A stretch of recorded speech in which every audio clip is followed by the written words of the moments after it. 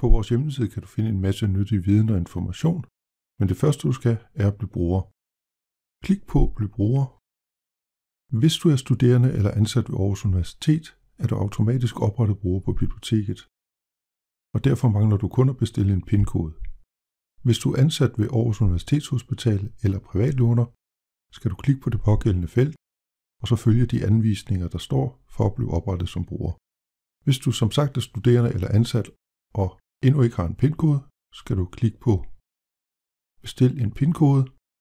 Dernæst så skal du klikke på Få din PIN-kode på mail, og derefter skal du så skrive dit CPR-nummer og så den mail, du er registreret med.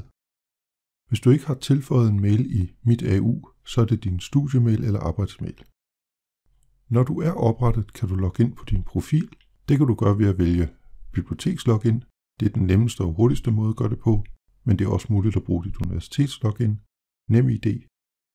Hvis du bruger dit bibliotekslogin, skal du skrive dit CPR-nummer og din PIN-kode.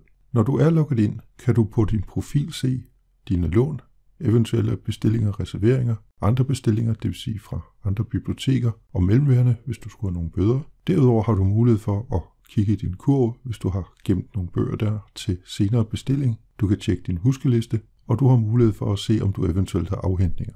Derudover kan du også forny dine lån, med mindre materialet er reserveret af en anden låner, eller du har nået det maksimale antal fornyelser, som er 9. Når du er logget ind, vil du på forsiden kunne se dine oplysninger om mindelån, kurven, huskelisten og afhentninger osv. På forsiden er der også link til databaselisten, fagsider, radio og tv, mediestream, aviser og andre materialer. På forsiden kan du også skrive bibliotekets katalog ved at skrive nogle søgeord i søgefeltet og klikke på søg.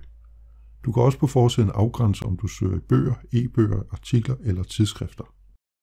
Derudover har du også mulighed for at skifte til avanceret søgning, hvis du allerede kender den titel, forfatter eller for eksempel et bestemt tidsskrift, du gerne vil søge efter. Og i avanceret søgning har du netop de her ekstra felter at søge med, som ikke findes i den simple søgning.